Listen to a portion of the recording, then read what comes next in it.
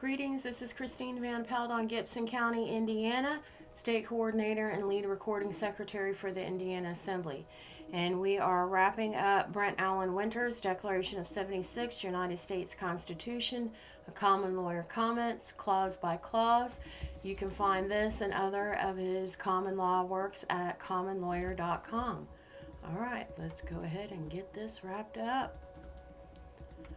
All right, sharpen your action. Never mistake mere motion for sharp action. Working smart beats even working hard. Just as hunger whets the appetite and sharpens the senses, conviction whets the hope and sharpens the action. Thousands of colonial Americans, of which the signers of our Declaration and Constitution are but a mere sampling, reckoned the costs and weighed the risk of separating from Britain to their lives, liberty, and property. Conviction focused their minds, sharpening their actions. Regardless of any selfish ambitions or misguided diversions, colonials for secession nevertheless held fast to a common pledge.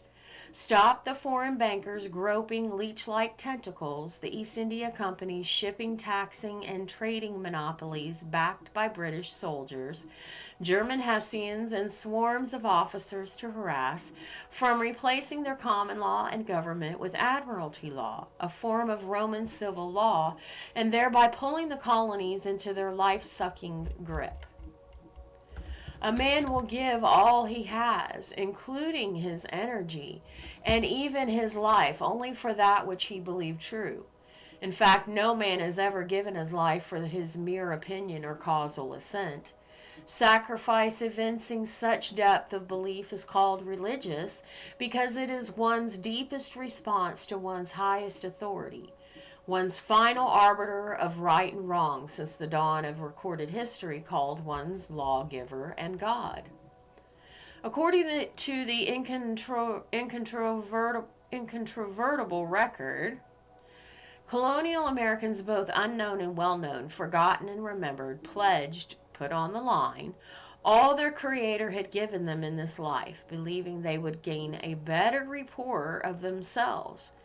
Doing so was their exercise of faith in their God.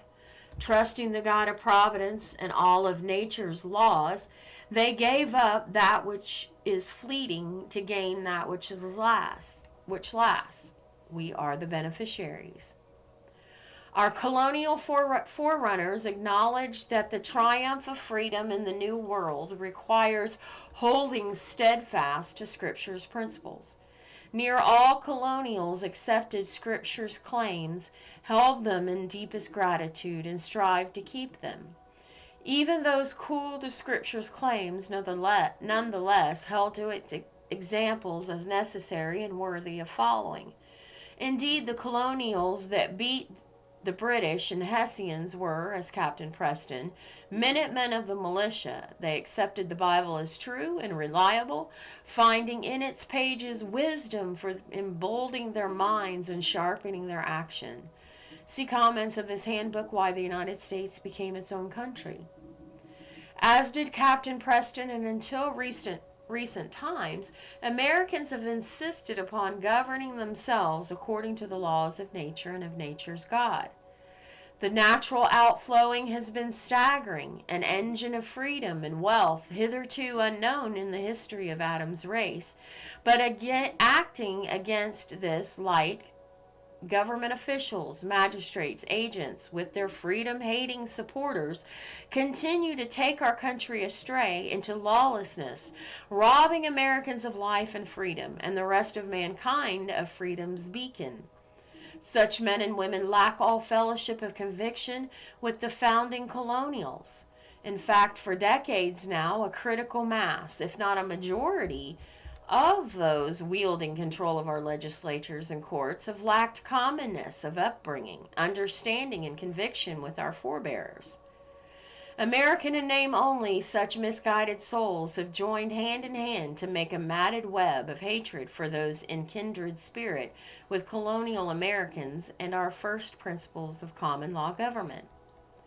Though such hatred for freedom is despicable, never be too quick to lay blame. Americans have encouraged such lawlessness by tolerating, for example, judges and congressmen who accept unlimited power in themselves and then hand it to presidents and bureaucrats, thereby inevitably befogging their minds, making confusion that then migrates to their hearts and corrupts their will, which they now put for true law and good sense.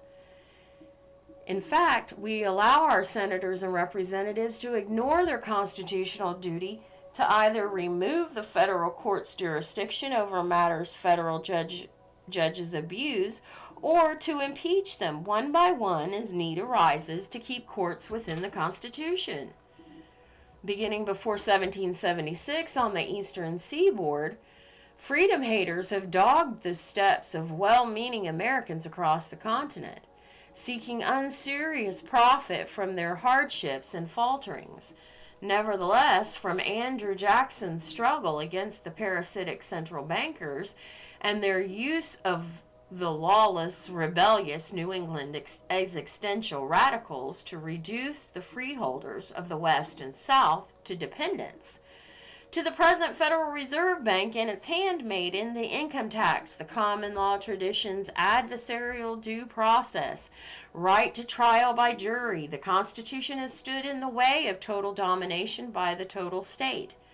The powers, Tyndale translates, that be.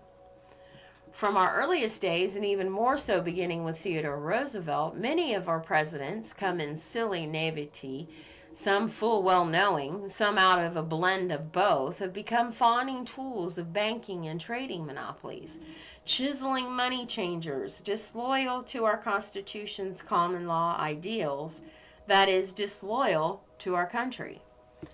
As often as not, state legislators, governors, and judges seeking civil law's ease of administration deny their oaths to support and defend our Constitution and take the path of least resistance, thwarting our common law freedoms.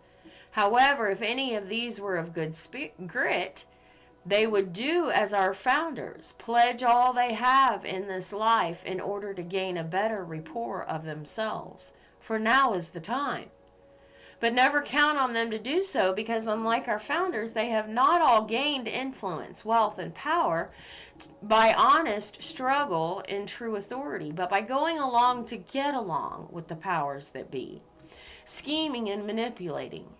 Remember, freedom haters keep their positions of domination using crafts of deception to incite fear of terrorism.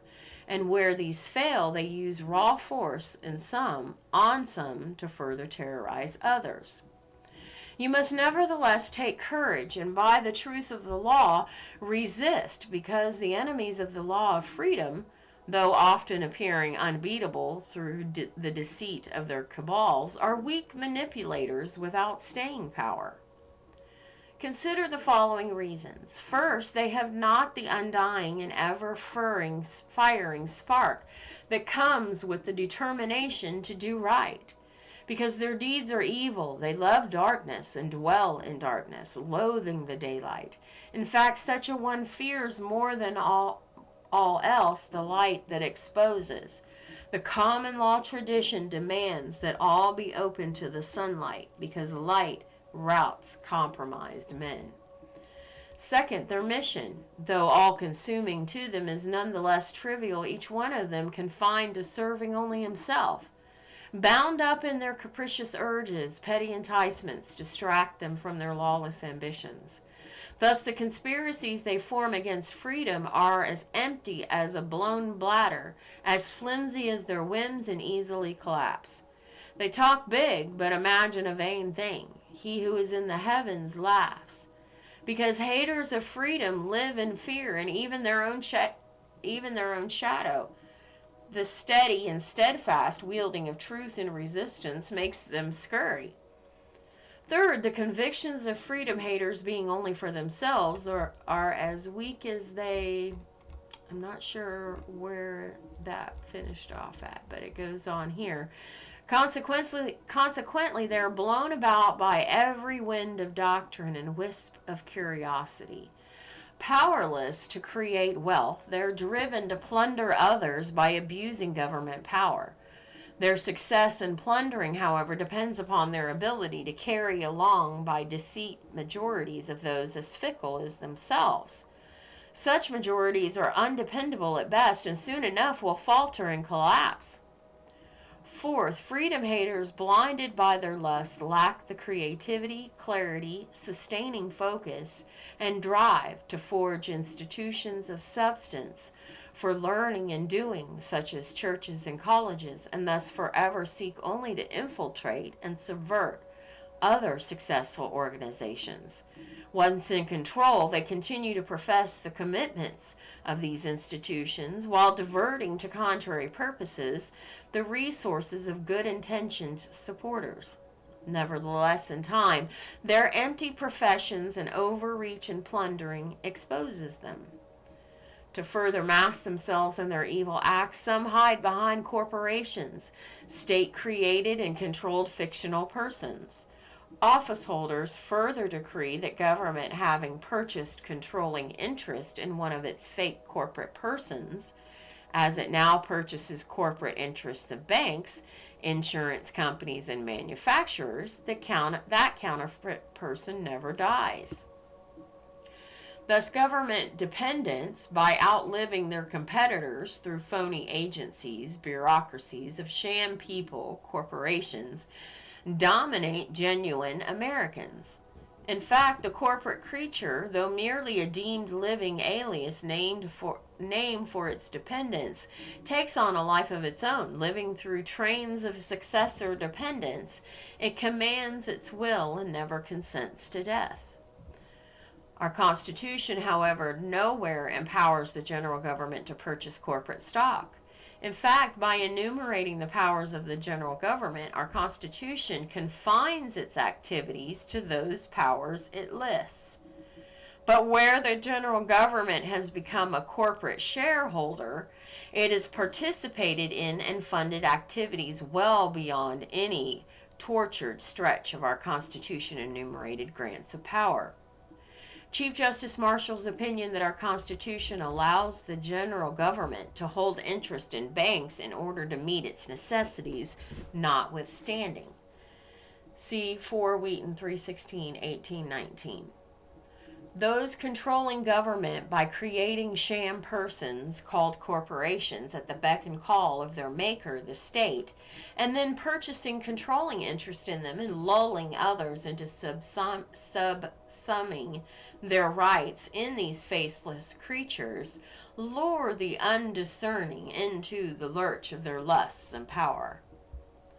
Trusting government promises of limited liability and tax advantage, men have asked government to incorporate family farms, banks, churches, and hospitals, only to watch the state erode and end these promised advantages, while state control of relationships, words, and actions has grown through use of bureaucratic force and threat of force over corporate affairs. By contrast, our common law offers truly freedom-friendly enjoyment of limited liability in business and investing without incorporation. See 3 NYU Journal L and Business, I imagine, 473, 2007. The American that shows respect for our fundamental and constitutionally protected rights, government labels as dangerous to the state and targets for destruction.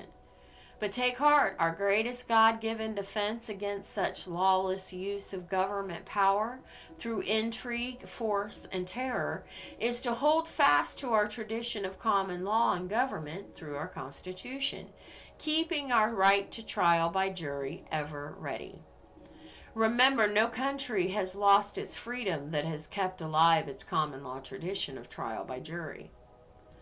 The counterfeiters of true law and government seek to supplant our common law government with that ever-threatening impostor, government by the mere will of men. Just as one will never defeat the counterfeiting of money by study of the false article, but instead by deft familiarity with the true article, enabling rejection of the false one, So also the cure for false government never comes by learning all of the horrid details of such lawlessness, but by knowing the laws of nature and of nature's God, ever sharpening your familiarity with the true article through obedience to its quickening ideals. But beware, as fiddle music requires more than learning about the fiddle and bow. Freedom requires more than knowing about our Declaration and Constitution.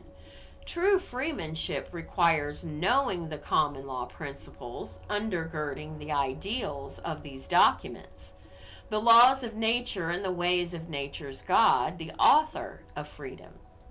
Only then will you overcome the lawless that dog your steps. Go ahead. He who would win this cause with power must frame points of support and look with steady aim. Attack their weak points, defend your strong with art. Strike but few blows, but strike them to the heart. All scattered fires, but end in smoke and noise. The scorn of men, the idle plays of boys. By Justice Story.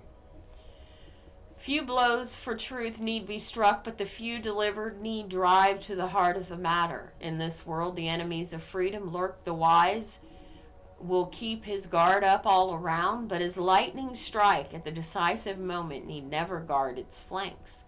Though truth most always appears a strong, steady flame, it will nevertheless, at the open instant, leap forth, quick and powerful, piercing to the marrow, even overturning thoughts and intentions.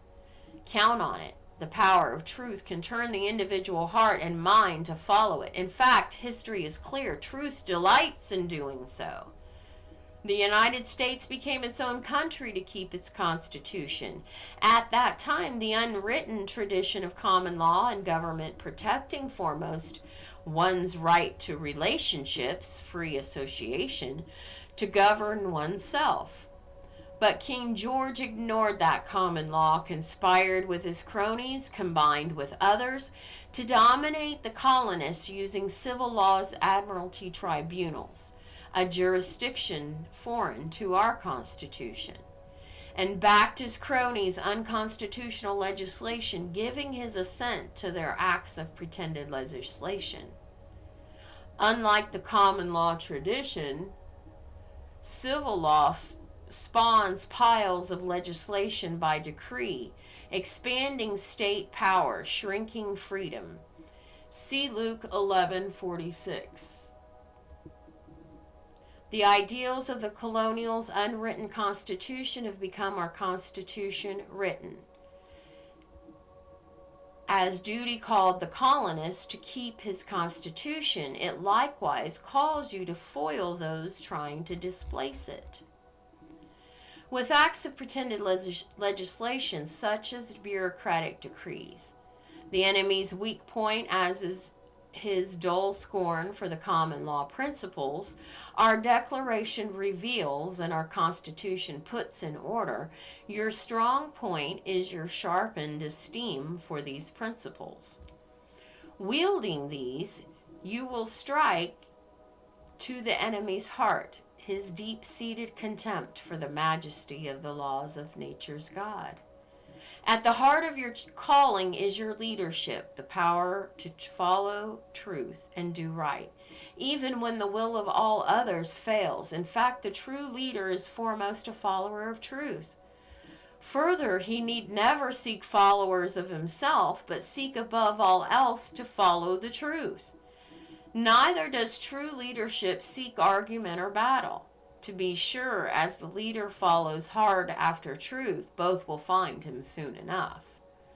By following truth through hardship, often being despised, conviction deepens, fetching up more courage, which is above all a stout and steady heart, the grit to never quit, to go ahead while others lag, the chief feature of leadership.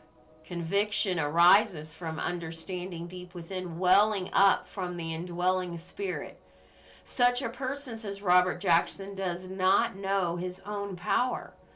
Unaware of it himself, he nevertheless draws awareness, arousing in others faith against fear and daring against deception. In sum, true leadership follows truth by thinking God's thoughts after him, fostering a contagion of cool heads and stout hearts, which is courage. The man of moral and physical courage fears only what God thinks of him, and no other.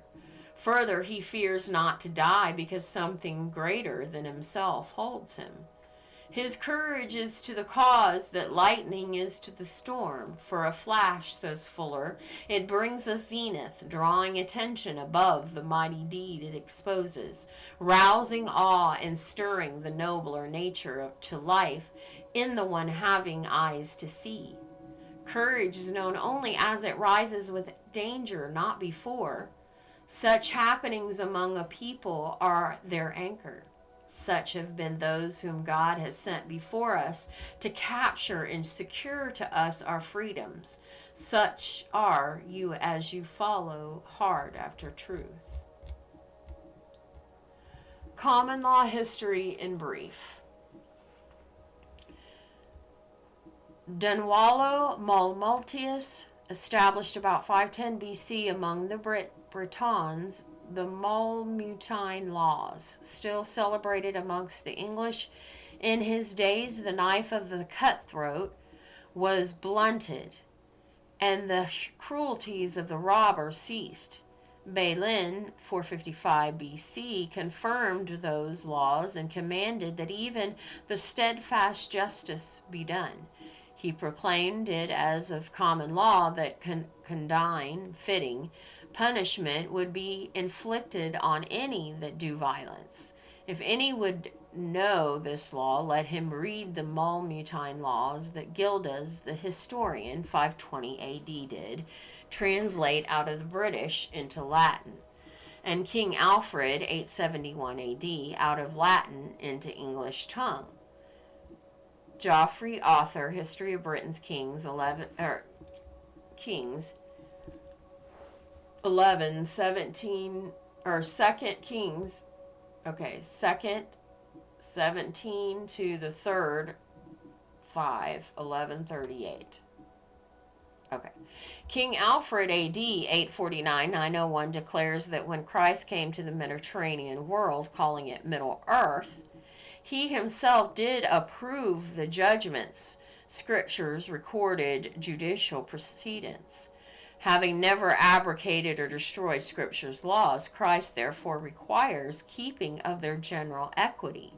Thus did King Alfred preserve and enforce within English common law the general equity of those old Israelitic judgments. The laws of Alfred, of which his successors have evermore found fresh application, is that body of customary law of the shire, and the 100 courts called the common law. CFX 1821 and following. After their 1066 conquest of England and hegemony over Britain, the Normans undertook to respect the common law, calling it the laws of Edward the Confessor. Thus did the common law stay alive. Magna Carta reconfirmed it. Magna Carta, or the Great Charter, 15 June 1215, secured very important liberties to every order of men in the kingdom, to the clergy, to the barons, and to the people. King John seemed to submit passively, but he secretly sent abroad emissaries to enlist foreign soldiers, and he dispatched a messenger to Rome in order to lay before the Pope, Innocent III, the Great Charter. Innocent, considering himself as feudal lord of the English kingdom, was incensed at the temerity of the barons. He issued a bull which annulled the charter. The rights of individuals were protected by that venerable body of ancient customs, which under the name of the common law still obtains in our courts of justice. Its origin is lost in the obscurity of remote antiquity. Professor J.S. Brewer, The Students' Hume, 3rd, 7 and 8, and 3rd, 12, 14, 1883, Barrister at Law and Reverend Francis Nigel Lee provided the foregoing 3 paragraphs. The common law of England was established on this continent with the arrival of the first settlers on May 13, 1607. The first charter granted by James I to the Virginia Company in 1606 declared that the inhabitants of the colony shall have and enjoy the liberties, franchises, and immunities as if they had been abiding and born within this our realm of England. The common law has been the cornerstone of individual liberties, even as against the crown. Summarized later in the Bill of Rights, its principles have inspired the development of our freedom under law, at once our dearest possession and proudest achievement. Plock at Jamestown, Virginia. The inhabitants of the said Northwest Territory shall always be entitled to the writ of habeas corpus, and of the trial by jury, and of judicial proceedings according to the course of the common law. All persons shall be bailable, all fines shall be moderate, and no cruel or unusual punishments shall be inflicted. No man shall be deprived of his liberty or property, but by the judgment of his peers or the law of the land, Magna Carta's phrase for common law due process. And no law ought ever have force that shall interfere with private contracts. Ordinance for the government of the territory of the United States northwest of the river Ohio, Article 2, 1787. The Constitution shall be the supreme law of the land, U.S. Constitution, Article 6. In suits at common law, the right of trial by jury shall be preserved, and no fact tried by a jury shall be otherwise re-examined in any court of the United States than according to the rules of the common law. U.S. Constitution, Amendment 7, 1787. Any and every innovation in the ancient and settled usages of the common law should be viewed with jealousy and trusted with caution. In the case of Lloyd and Carpenter, 3 Clark, Pennsylvania, 188. Above all, our common law protects each person's God-given dynamic freedom of association, one's right to boldly choose one's relationships with one's God and with other men, and to define these relationships by lawful promises and duties. Accordingly, common law loathes monopolies, secret conspiracies formed to loot the people through government-forced associations. By contrast, civil law, above all, protects the will of the state, the static powers that be, men combining to dominate by deceit, backed by force and threat of force, self-styled elitists forging secret conspiracies to plunder under regulatory commands, coupled with craven threats while hiding behind lifeless, faceless government bureaus and corporations. To sum up, our common law governs by the open, bold, and lively authority of freedom's law. Civil law justifies secret conspiracies to dominate by stagnant power from behind a facade called the state. Civil law promotes utopian fantasy, a perfect man for ruler. Common law acknowledges reality. Since no man is perfect, no ruler can be. Indeed, just, rightful power tempts, how much more unjust, wrongful power? The answer, therefore, is not to find perfect men to entrust with power, but to confine imperfect men to the Constitution's listed powers, and demand that they follow its common law course of due process before using these powers. All right, then if you had the text, you would be able to go into the index of words and phrases, and so that would be helpful for your study process. All right. I want to thank you for taking the time with us as we've gone through to read Brent Allen Winter's study here on the Declaration of 76, the United States Constitution. And I want to thank you, and I will see you on the next call, whatever that may be. Peace and love.